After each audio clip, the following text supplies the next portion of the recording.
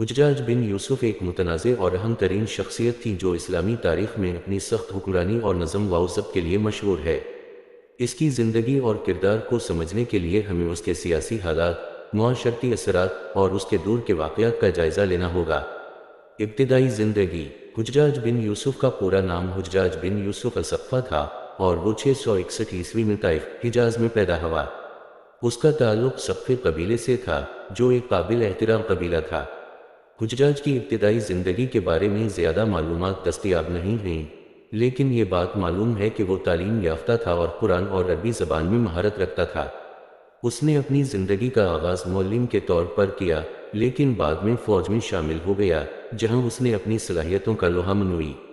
سیاسی عروج۔ حجاج کا سیاسی عروج اس وقت شروع ہوا جب اس نے عبد الملک بن مروان کی خلافت کے دور میں خدمات انجام دیں۔ عبد الملک بن مروان نے حجاج کی صلاحیتوں کو پہچانا اور اسے مختلف اہم عہدوں پر تعینات کیا۔ حجاج نے اپنے دور میں عراق اور مشرقی خلافت کے دیگر علاقوں پر حکومت کی اور وہاں سخت نظم و ضبط نافذ کیا۔ اس کی حکمرانی میں نظم و نسق اور معاشرتی ڈھانچہ مضبوط ہوا، لیکن اس کے ساتھ ساتھ اس کی سخت گیر پالیسیوں نے عوام میں خوف و ہراس پیدا کیا۔ کردار اور حکومت۔ حجاج بن یوسف کو اس کے سخت اور غیر روادار رویے کی وجہ سے جانا جاتا ہے۔ وہ ایک بے رحم گورنر تھا جس نے شورشوں کو دبانے کے لیے سخت اقدامات کیے۔ اس کے دور میں بغاوتوں کو کچلا گیا اور اس نے اسلامی سلطنت کے مختلف علاقوں میں مضبوط حکمرانی کو فروغ دیا۔ تاہم اس کی ظالمانہ پالیسیوں کی وجہ سے اسے عوام میں بہت نفرت کا سامنا بھی کرنا پڑا۔ حجاج بن یوسف کا ایک اہم کارنامہ عربی زبان میں اصلاحات لانا تھا۔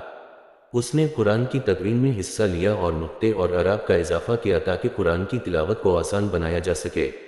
یہ اقدام اسلامی تاریخ میں ایک اہم قدم تھا جس سے قرآن کو صحیح طور پر سمجھنے اور پڑھنے میں مدد ملی۔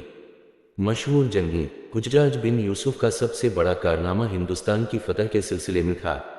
اس نے محمد بن قاسم کو سندھ فتح کرنے کے لیے بھیجا، جس کے نتیجے میں اسلامی سلطنت کی سرحدیں ہندوستان تک پہنچ گئیں۔ یہ فتح اسلامی تاریخ میں ایک اہم سنگ میل تھی۔ حجاج بن یوسف کی موت 714 عیسوی میں ہوئی اور اس کے بعد بھی اس کا نام تاریخ میں زندہ رہا۔ اس کی حکمرانی کو ایک جانب مضبوط قیادت اور دوسری جانب ظلم و ستم کے لیے یاد کیا جاتا ہے۔ کچھ مورخین اس کو اسلامی ریاست کا عظیم منتظم مانتے ہیں، جبکہ کچھ اس کے ظلم کی وجہ سے اس پر تنقید کرتے ہیں۔ حجاج بن یوسف ایک پیچیدہ شخصیت تھا جو ایک جانب اسلامی سلطنت کی مضبوطی کا ذریعہ بنا، لیکن دوسری جانب اس کی ظالمانہ حکمت عملیوں نے اسے تاریخ میں ایک متنازع شخصیت بنا دیا۔ اس کی زندگی اور حکمرانی سے ہمیں یہ سبق ملتا ہے کہ طاقت کے ساتھ انصاف اور رحم کا ہونا ضروری ہے، ورنہ تاریخ میں نام زندہ رہنے کے باوجود انسان کا کردار ہمیشہ متنازع رہتا ہے۔